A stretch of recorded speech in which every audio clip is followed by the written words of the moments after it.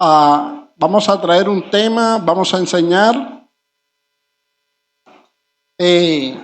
sobre un tema que es el tema de la bendición. El tema de la bendición, pero hoy vamos a enseñar sobre las directrices de la bendición para alcanzar una bendición plena en el Señor. Pero para alcanzar este estado de la bendición plena, es necesario que usted y yo hagamos un ejercicio. Y es contemplar, ser conciso, abrir la necesidad y ser consciente de que yo al leer una directriz me pueda servir como fundamento, como guía para alcanzar una meta. Nosotros tenemos como fundamento, como carta de navegación, como constitución religiosa, la Biblia. Esto quiere decir que la Biblia es nuestra directriz.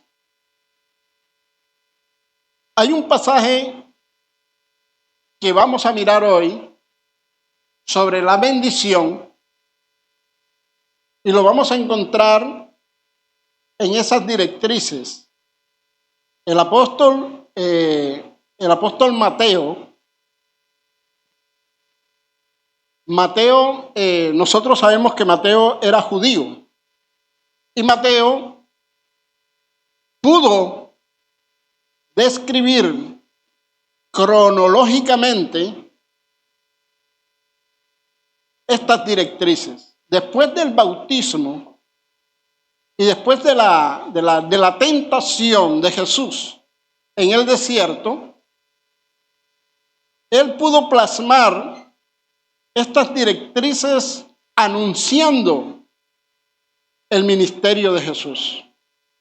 En el capítulo 5 del libro de Mateo vamos a encontrar las bienaventuranzas, que son las directrices para que usted y yo las tengamos en cuenta y hagamos de ella nuestra guía. La Biblia dice, escudriñad las Escrituras. Vamos a escudriñar la Escritura y en estas bienaventuranzas, recordemos algo. Estas bienaventuranzas son escritas en el estado de gracia. Recordemos que la Biblia se divide en dos estados. El estado de la ley, que pertenecía a Moisés, y el estado de la gracia, que pertenece a Jesús. Pero vamos a hacer una similitud entre las bienaventuranzas que vinieron en la ley, en el monte Sinaí, y las bienaventuranzas que vinieron en el monte con Jesús. Recordemos algo. Recuerda que Moisés subió al monte a recibir las enseñanzas, las directrices de Dios para un pueblo. De igual manera, Jesús también subió al monte con sus apóstoles. Y hay una particularidad. Dice que Jesús abrió su boca para enseñarle estas directrices a sus discípulos. ¿Ven? Entonces nosotros vamos a captar, a traer sobre nuestra vida estas directrices porque nosotros necesitamos una bendición plena. Amén. Nosotros somos seres pensantes y por naturaleza, de pronto también puede ser por naturaleza o deliberadamente, nosotros tratamos de alcanzar la bendición. Cualquier ser humano sobre la tierra, la meta de él es alcanzar una amplitud, la bendición, la victoria. Nadie quiere echar para atrás a perderse. Nadie quiere hacer algo contrario que no sea victorioso. Para nosotros adquirir esto, es necesario contemplar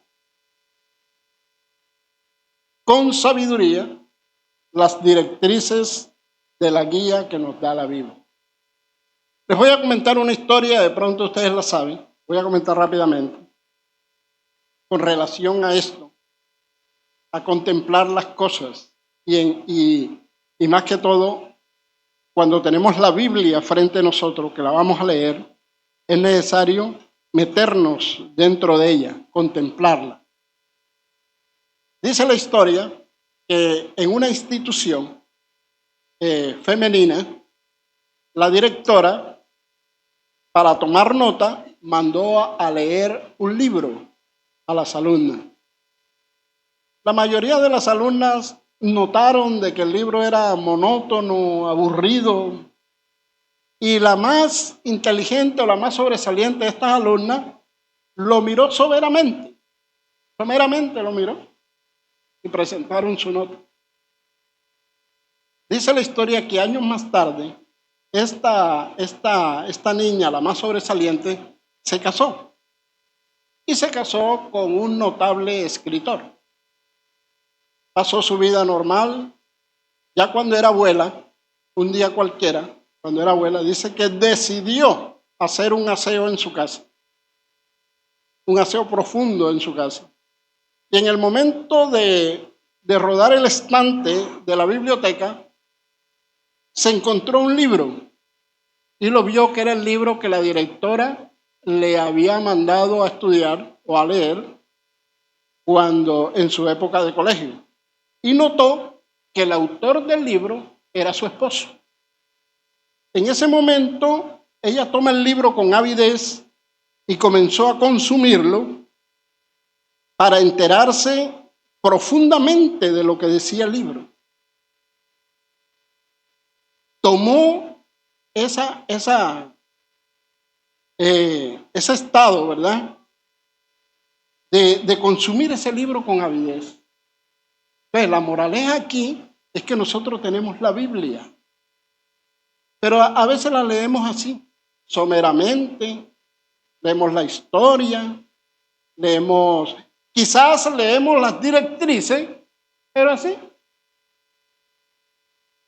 La Biblia dice, escudriñad las Escrituras, porque en ella os parece que está la vida eterna, y ellas son las que dan testimonio de mí. Bueno, vamos a hacer algo en esta mañana. Vamos a entrelazar clínicamente, como lo hizo Mateo, vamos a entrelazar las directrices del Antiguo Testamento de la ley con las directrices de la gracia en las bienaventuranzas. En el libro de Éxodo, póngame allí el libro de Éxodo capítulo 20, el libro de Éxodo capítulo 20, la primera directriz que aparece en la ley dice de esta manera. Libro de Éxodo capítulo 20, versículo 1 dice, lea conmigo esta grande bendición, dice, y habló Dios todas estas palabras diciendo, vamos a ver qué dice Dios, yo que te saqué de la tierra de Egipto, de servidumbre, te saqué de la casa de servidumbre. Luego viene la bienaventuranza. Dice, no tendrás dioses ajenos delante de mí, no te harás imagen, no te inclinarás a ellas ni las honrarás. Gloria a Dios. Mire, si nosotros contemplamos esta bienaventuranza de Moisés, de Dios para Moisés, vamos a sostener en nosotros, o tenemos la capacidad de mantener en nosotros las demás. Porque si hacemos lo que dice la primera bienaventuranza, Por lógico, no vamos a tener el nombre de Dios en vano. No vamos a hurtar, no vamos a robar, no vamos a desear la mujer de nuestro prójimo, ni nada de lo que tiene nuestro prójimo, porque dice el Señor que nos visitará hasta la tercera y cuarta generación de los que me aborrecen, porque no hay una cosa peor para el ser humano. Dice la Biblia que Dios mira de lejos al altivo. Entonces vamos a enlazarla con las bienaventuranzas que aparecen en Mateo 5. Mateo 5, capítulo 1, porque estas son las bienaventuranzas que le dio Dios a Moisés, pero las que Jesús mismo habló. Dice la palabra de Dios que viendo y abriendo su boca, ahora viene para ver qué le dice.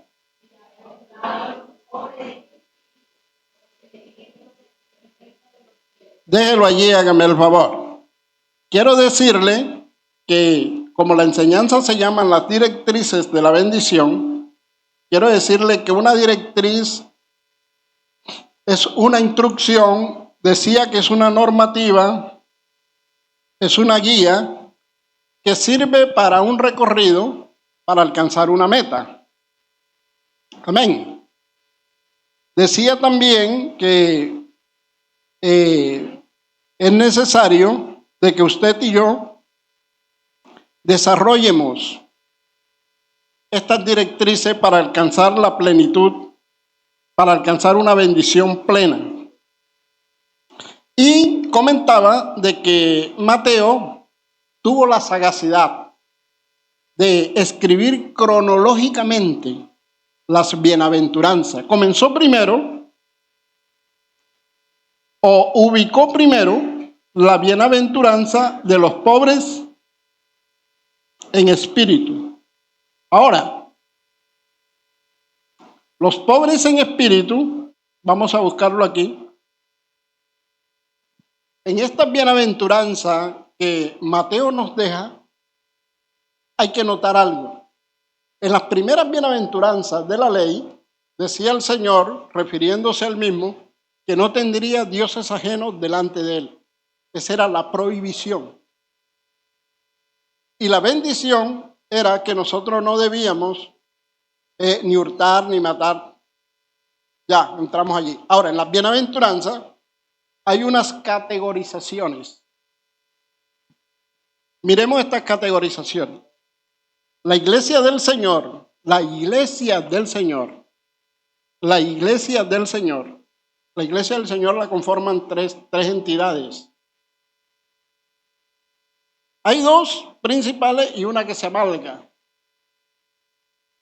La iglesia del Señor la conforman los judíos y los gentiles. Ellas conforman la iglesia del Señor. Entonces, la iglesia del Señor, toda la iglesia del Señor va a ser salva. Toda la iglesia del Señor va a ser salva. Lo que no va a suceder a toda la iglesia del Señor son las gobernanzas. Toda la iglesia no va a gobernar. Entonces, para nosotros ser aptos para gobernar con Cristo es un privilegio. ¿Qué nos hace aptos para gobernar? Las obras son las que nos hacen aptos para gobernar.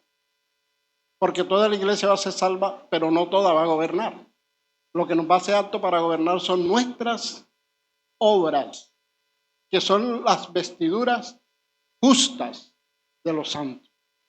A su nombre. Esa es una categorización. Ahora, cuando entramos a la bienaventuranza, decía la primera bienaventuranza, dice, ¿cómo dice la primera bienaventuranza? Bienaventurados los pobres en espíritu, porque de ellos es el reino de los cielos.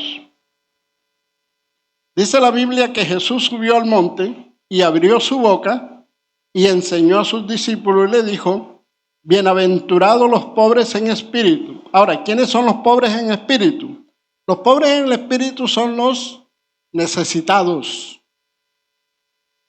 Son los que tienen una dependencia única y exclusiva de la bondad de Dios. Los pobres en espíritu no se están refiriendo a un estado monetario, se está refiriendo a un estado de necesidad, pero es una necesidad que está incluida exclusivamente en la misericordia y la bondad de Dios. Ahí estamos los pobres en el espíritu. Los pobres en el espíritu es un hombre usado por Dios. Es un hombre que recibe los beneficios, los recibe por sorpresa.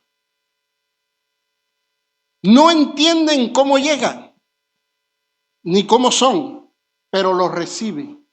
Hay cantidades de testimonio de que los cristianos recibimos bendiciones por sorpresa. El pobre en el espíritu, dice la Biblia que cuando guardamos, recuerde lo que le dije en la primera bienaventuranza de la ley, cuando se guarda la primera bienaventuranza, se guarda todo lo demás. Así sucede con esta. Cuando se guarda esta, se guardan todas las demás. Son 8 bienaventuranzas que Mateo nos plasma en su libro a través de la bendición del Señor. Entonces, la primera bienaventuranza, somos los pobres en espíritu. Decíamos de que somos personas necesitadas exclusivamente, estamos a la disposición de la bondad y de la misericordia de Dios. La segunda bienaventuranza, páseme allí la segunda bienaventuranza, dice que bienaventurados los que lloran, porque ellos recibirán consolación. Ahora, si somos pobres, nos toca llorar, nos toca gemir, nos toca pedir, nos toca clamar a Dios para poder alcanzar la consolación. Nosotros somos consolados, dice la palabra de Dios, porque las aflicciones que llegan a nuestra vida, única y exclusivamente las quita Dios. No nos pongamos a quitarnos nuestras aflicciones o nuestros dolores con nuestros propios sentimientos, porque los sentimientos nos engañan. Nuestros sentimientos son volátiles, son dualistas. Tenemos que llegar a la bondad y a la misericordia de Dios, que es única. En ella podemos alcanzar la bendición. Nosotros los que lloramos, somos puestos a prueba. ¿Por qué somos puestos a prueba? Porque Dios tiene que considerar si somos verdaderamente pobres en espíritu. ¿Ve? El joven rico que le dijo al Señor. ¿Te recuerda las palabras del joven rico? ¿Cómo? ¿Qué puedo hacer? Le dijo el joven rico a Jesús. Le dijo, ¿qué puedo hacer? Si yo he hecho todo, ¿qué más quiere que haga? Le dijo el Señor, no eres pobre en espíritu. Eso te hace falta. Ser pobre en espíritu. Vivir de mi bondad, de mi misericordia, dice el Señor. A su nombre. Los que lloramos, tenemos que ser pobres en espíritu. Porque si somos pobres en espíritu, por lógica tenemos la capacidad de llorar en el altar. Amén. Habemos cristianos que no queremos llorarle al Señor. Somos fuertes, vencemos. Y ese fuerte y ese vencemos nos traslada a ser personas desacreditadas delante de Dios. Porque Dios necesita un corazón contrito y humillado a su nombre. Miremos la tercera bienaventuranza. La tercera bienaventuranza dice bienaventurados los mansos. Entonces, mis amados, si somos pobres, si lloramos, entonces somos mansos, y al ser manso nos condolemos de otro, de los sufrimientos, ¿ven? Lloramos con ellos, nos gozamos juntamente con ellos. Siempre vamos a tener una respuesta positiva. Los mansos, ¿por qué tenemos una respuesta positiva? Porque siempre tenemos en mente que nosotros somos los verdaderos herederos. Los mansos ven, siempre llevamos paz. Cuando un cristiano de corazón manso llega a nuestro hogar, nosotros sentimos que llegó alguien con paz, alguien con gozo, alguien con alegría, alguien con fe. El Señor le dijo a los apóstoles, cuando ustedes visiten una casa, tienen que decirle paz a esa casa. Si en verdad en esa casa hay paz, la paz llega a usted. Pero si no, porque hermano, a veces hay momentos difíciles. A veces hay momentos difíciles en nuestra vida. Cuando tenemos un espíritu que no sea manso, que no sea pobre en el espíritu, que no llore delante de Dios. Cuando ese cristiano llega a la casa del otro cristiano, él siente una resequedad espiritual. Quiere que el cristiano que le visita, quiere que se vaya rápido de su casa. Porque no le siente esa mansedumbre, ese gozo, esa fe. Pero cuando llega alguien lleno de Dios, quiere uno que se quede hablando con uno, dialogando, porque uno siente la paz que hay en él. Bienaventurados los mansos. Esto quiere decir que nosotros debemos ser mansos, no mensos. Porque es que entonces somos cristianos y nos quieren atropellar, nos quieren, ¿qué más? ¿Cómo? Eso, nos quieren repudiar, nos quieren tener como la escoria, como quien no vale, como que no, nosotros no somos mensos, somos mansos, porque tenemos al Espíritu de Dios. Amén. Entonces nosotros tenemos que vivir pleno, nosotros tenemos que vivir la vida misma. El apóstol Pablo dijo, no te puedo decir que no te junten con los idólatras, con los afeminados, no te puedo decir eso porque entonces tendrías que salir del mundo. Nosotros estamos en el mundo, pero no somos del mundo. Nosotros somos manso, no menso. A su nombre sea la gloria. A su nombre sea la gloria. La otra bienaventuranza, la quinta bienaventuranza dice, bienaventurados los que tienen hambre y sed, pero fíjese que no dice ahí que hambre y sed de comida, de pan, de bebida, no. Ahí dice claramente, por eso es que hay que escudriñar las escrituras, mirarlas con detenimiento, mirar la directriz, a dónde me está mandando la Biblia para yo, porque es que a veces con nosotros mismos somos egoístas. La Biblia nos está mandando para allá, pero yo quiero es para acá. Entonces no sé, y me va mal, pero si yo miro directamente la directriz y me dejo llevar por el Espíritu de Dios, voy a alcanzar victoria porque Dios es victorioso. A Dios, dice por ahí una alabanza, que Él nunca ha perdido una batalla, ni la va a perder. Entonces, bienaventurados los que tienen hambre y sed de justicia, porque ellos serán saciados. Así es, bienaventurados los que tienen hambre y sed de justicia. Entonces, si somos pobres, si lloramos, si somos mansos, también demostremos nuestra justicia. La justicia es una virtud. La justicia la justicia es un atributo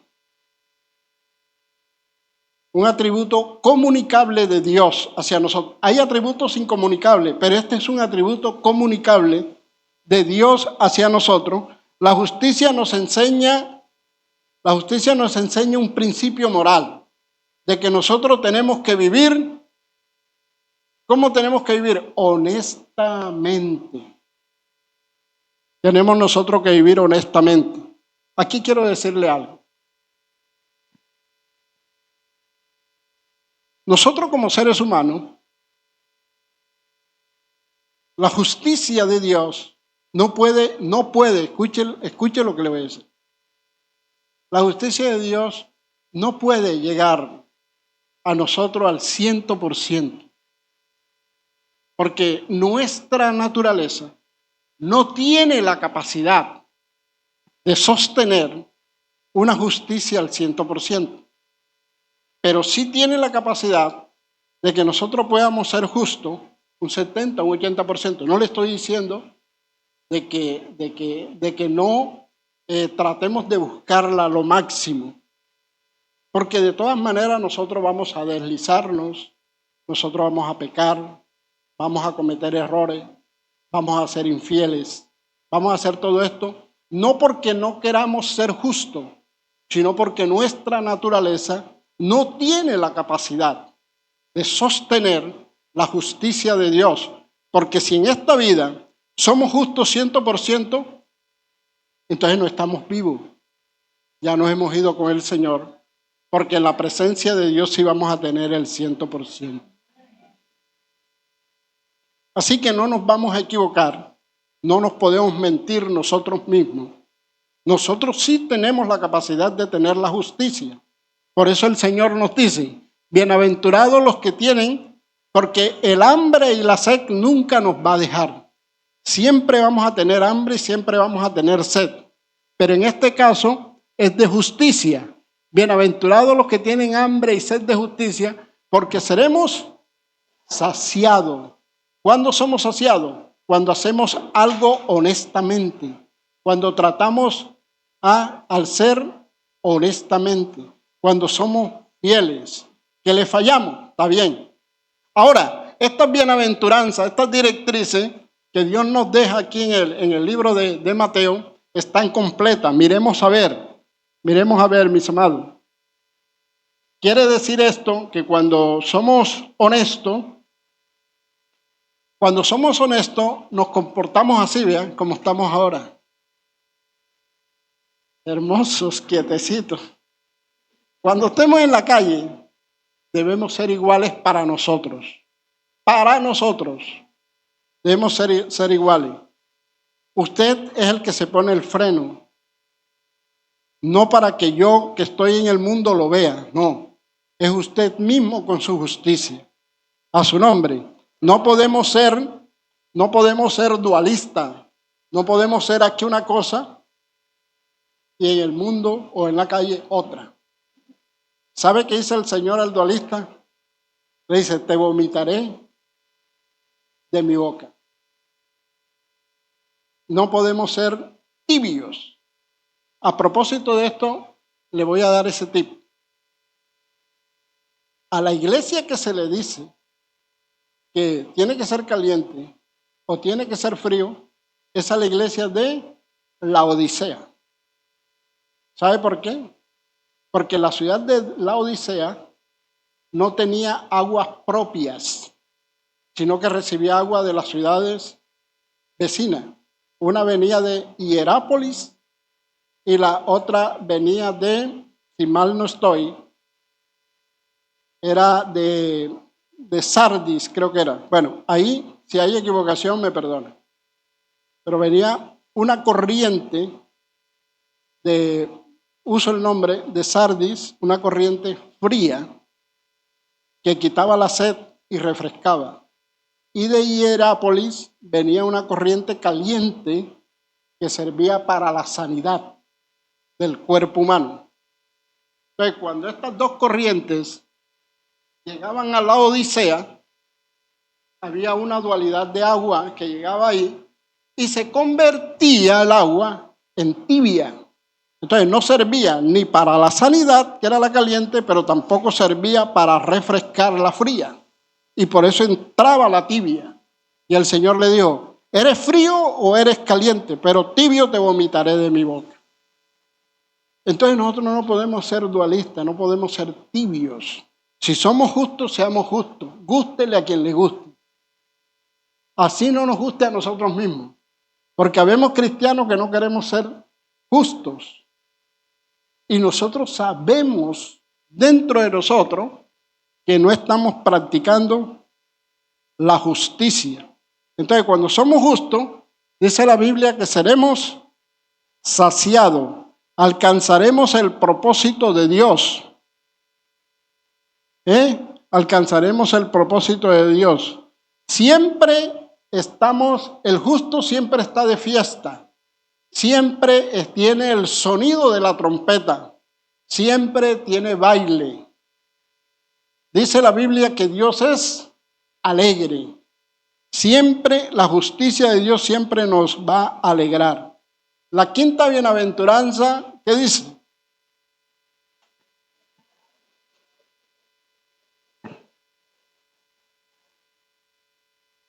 Entonces quiere decir esto, mis amados, que si somos todo lo anterior, seremos de un corazón mísero. La palabra misericordia tiene dos textos, dos palabras. Misericordia. Cardio es corazón. Un corazón mísero, un corazón dolido, un corazón que siente, un corazón que se duele con los problemas, ajenos. Un corazón que siempre anda buscando ayudar, alentar, siempre anda buscando proponer, buscar soluciones. ¿Ve? Porque Él es un corazón que es misericordioso. Hay un dicho del mundo que es antibíblico porque no está escrito, pero tiene grande verdad. El dicho dice, nada hemos traído, nada llevaremos. Esto tiene mucha connotación con la misericordia. Porque es que habemos cristianos, la Biblia también dice, tú no puedes dar de lo que no tienes. Nadie puede dar lo que no tiene. Pero habemos cristianos que tenemos mucho y no queremos dar. No tenemos un corazón mísero.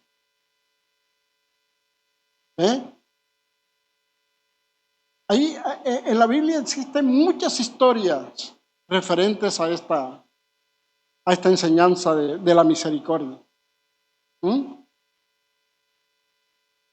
Una de ellas es el rico que estaba en palacio y el leproso que estaba a la puerta de palacio.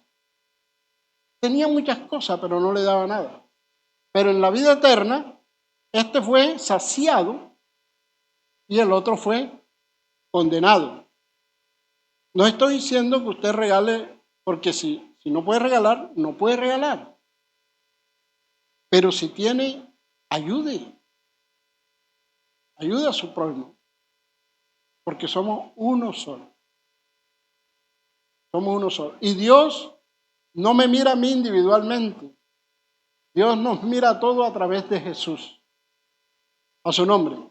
Entonces, bienaventurados los misericordiosos, porque ellos alcanzarán misericordia. La sexta directriz, o la sexta bienaventuranza, dice, bienaventurados los de limpio corazón, porque ellos, quiero decirte, mis amados, que en un corazón limpio no hay basura, ¿cierto?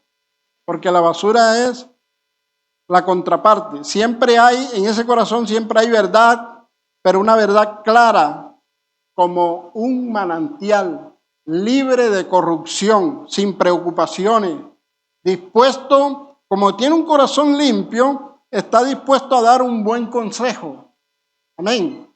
Está dispuesto a tener unas buenas intenciones. Aunque esté en el desierto, él siempre tiene la intención de ayudar. El de corazón limpio, aunque esté pasando por desierto, aunque tenga un mal momento, siempre está dispuesto a ayudar. ¿En qué te puedo ayudar? Es más, el que va a recibir la ayuda le dice, pero ¿qué me vas a ayudar si tú no tienes nada? Te doy lo que sea, porque tiene un corazón limpio, un corazón sencillo, amable. Él siempre, el de corazón limpio tiene una ventaja, que él siempre habita al abrigo del Altísimo. Siempre está bajo la morada de Dios, porque tiene un corazón, ahí mismo lo dice. Dice, bienaventurados los de limpio corazón, porque ellos siempre está viendo a Dios el de limpio corazón. Es una persona que uno tiene que apegarse a él, porque ahí está Dios. Entonces los de limpio corazón tienen esa capacidad. El de limpio corazón siempre ve a Dios. Hay otra bienaventuranza, que es la séptima. Dice, la otra bienaventuranza dice, los pacificadores o los embajadores, porque ellos serán llamados.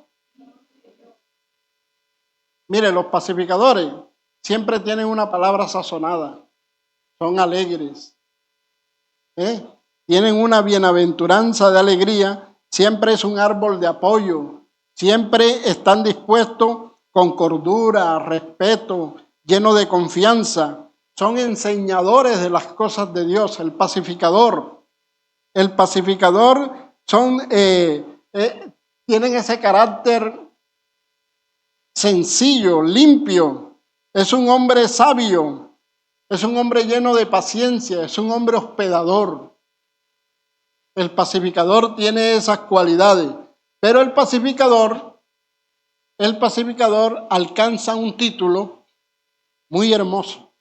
¿Cuál es el título que alcanza el pacificador? Ahí está. Son hijos de Dios. Entonces, estas directrices, miren lo que vamos avanzando. La primera directriz son los pobres en espíritu. Por ser pobres en espíritu, conectan con la segunda bienaventuranza, que son los que lloran, los que gimen, los que claman. Y ellos pasan a ser mansos. ¿Ve? Pasan a ser mansos y tienen hambre y tienen sed de justicia. Y allí va caminando la bienaventuranza. Por eso decía, quien tiene la primera bienaventuranza de ser pobre en espíritu, tiene la capacidad de adquirir o de mantener en sí mismo las demás bienaventuranzas. ¿Cierto? Entonces la bienaventuranza de los pacificadores tienen eso, son rigurosos, son hombres de paz. La octava y última bienaventuranza que nos presenta Mateo es bienaventurados los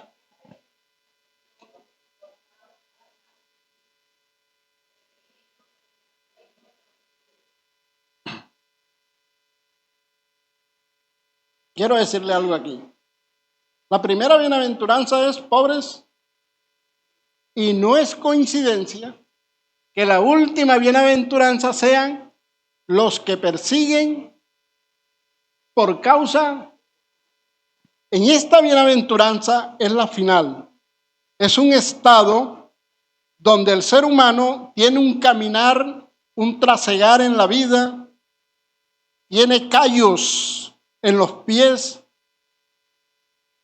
tiene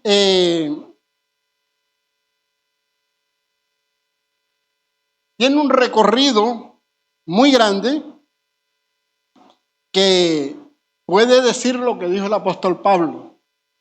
Ya no vivo yo, mas vive Cristo en mí. Y lo que he de vivir en mi carne, lo viviré en Cristo Jesús. Ya cuando uno llega a esta bienaventuranza, no le teme al enemigo, que es la muerte. Ya no le teme. Ya está consciente de lo que va a hacer. Por eso queda como la última bienaventuranza. Dice, quiero hacer una salvedad. Usted ha leído en la Biblia reino de los cielos y reino de Dios, ¿cierto? Y de pronto usted se ha preguntado qué diferencia hay entre el reino de los cielos y el reino de Dios. Quiero decirle que el objetivo es el mismo, pero el reino de los cielos es el que estamos viviendo. Ese termina el día que muéramos o el día que nos vayamos o el día que venga el Señor. El reino de los cielos.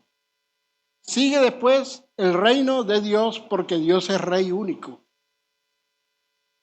Ahora estamos viviendo el reino y esta bienaventuranza es para vivir el reino de los cielos, para alcanzar una bendición plena.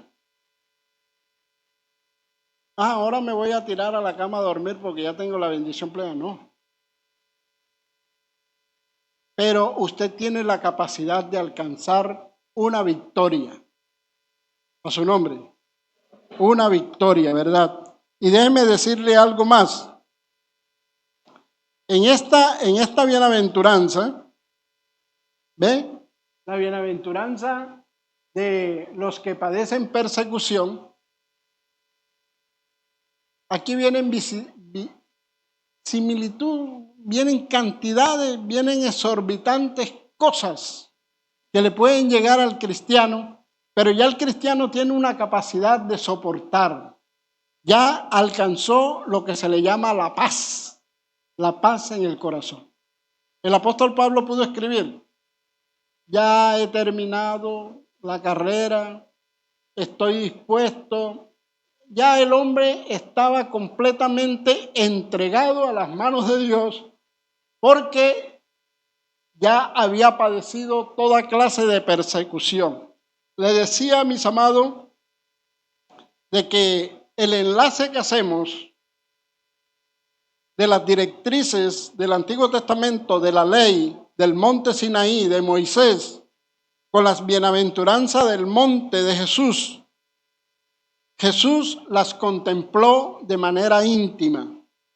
El Señor, para entrelazar las dos bienaventuranzas, dijo, alguien le dijo, Señor, ¿cuál es el primer mandamiento? ¿Cómo respondió él? Amarás a tu Dios con toda tu fuerza, con todo tu corazón y a tu prójimo como a ti mismo. Puso primero la bienaventuranza del Sinaí y luego la entrelazó con la bienaventuranza de la gracia. Entonces, amar a nuestro prójimo es no hacerle daño, no codiciar sus bienes, no hurtar, no matar. El pragmatismo de la ley, el espíritu de la ley de Dios dada en el Sinaí no ha pasado, hermano. Lo que pasó fue la ritualidad. Ya no podemos matar el cordero, ya no podemos hacer todas estas cosas porque eso pasó. Pero el pragmatismo de la ley, la esencia, no ha pasado. Porque si matas, eso lo dice la ley. Si hurtas, eso lo dice la ley. ¿Ve? Esa ley no ha pasado. A su nombre sea la gloria. Y para nosotros alcanzar esa bendición, tenemos que practicar estas directrices. La Biblia dice claramente, si estás cansado y